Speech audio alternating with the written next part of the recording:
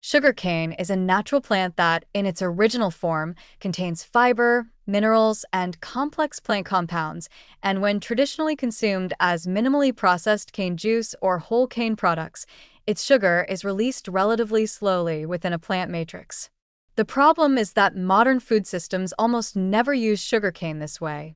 Instead, sugarcane has become one of the most aggressively refined and extracted raw materials in the global food supply, serving as the backbone of countless ultra-processed foods.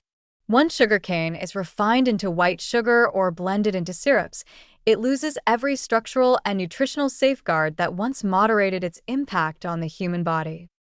The refining process itself is the first major warning sign. Sugarcane is crushed, heated, clarified, filtered, crystallized, and repeatedly purified until nothing remains but nearly pure sucrose. Fiber, micronutrients, and plant compounds are completely removed. What remains is a chemically simple substance that delivers glucose and fructose rapidly and efficiently. This purity is precisely what makes refined sugar so attractive to manufacturers and so harmful in excess. It dissolves easily, blends seamlessly into liquids and solids, browns predictably, feeds fermentation, enhances flavor, and extends shelf life. From an industrial perspective, refined sugar is almost perfect. From a metabolic perspective, it is one of the most disruptive ingredients in the modern diet. Once refined, sugarcane-derived sugar becomes the foundation of soft drinks, candies, baked goods, sauces, cereals, flavored dairy products, and processed snacks. In liquid form, such as sodas and sweetened beverages, sugar is especially dangerous because it bypasses normal satiety mechanisms. Liquid sugar delivers calories without triggering fullness, leading to excess intake that the body does not naturally compensate for later. Regular consumption overwhelms the liver with fructose, promoting fat accumulation, insulin resistance, elevated triglycerides, and non-alcoholic fatty liver disease. This process happens silently over time and is strongly associated with obesity and type 2 diabetes. Sugarcane also contributes indirectly to ultra-processed foods through caramel coloring and blended syrups. Caramel coloring, often derived from heated sugars, is used not for nutrition but for appearance, making processed foods look richer, darker, or more wholesome than they are. Some forms of caramel coloring contain compounds linked to inflammation and potential carcinogenic risk when consumed frequently.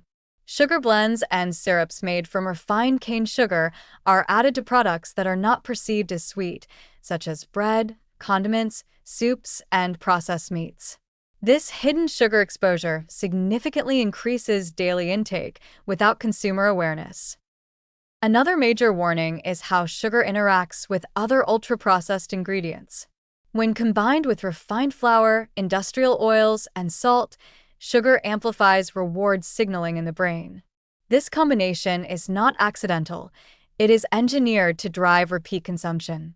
Sugar increases palatability, masks low ingredient quality, and prolongs shelf life by binding water and inhibiting microbial growth. The result is a food environment where sugarcane-derived sweeteners are consumed multiple times per day, often from early childhood onward, reshaping taste preferences and normalizing constant sweetness. The long-term health consequences of this shift are profound. Chronic high intake of refined sugar is associated with insulin resistance, metabolic syndrome, cardiovascular disease, dental decay, chronic inflammation, and altered gut microbiota. Unlike whole foods that contain sugar naturally, refined sugar provides energy without fiber, protein, or micronutrients to buffer its effects.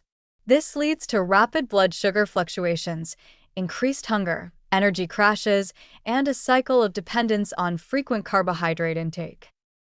Perhaps the most dangerous aspect of sugarcane's ultra-processing is its invisibility.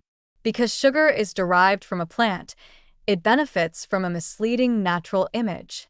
Labels such as natural cane sugar, organic sugar, or evaporated cane juice suggest wholesomeness, yet these products are metabolically indistinguishable from white sugar. This linguistic disguise reduces consumer skepticism and allows sugar to dominate diets under the illusion of moderation or quality. Sugarcane itself is not inherently harmful, but its refinement removes every protective feature nature provided.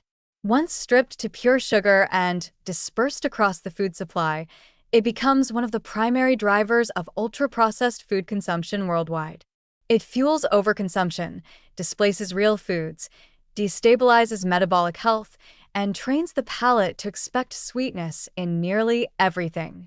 Without conscious awareness, sugarcane quietly shifts from a plant into the single most influential ingredient sustaining the ultra-processed food ecosystem, with consequences that extend far beyond calories into long-term chronic disease risk.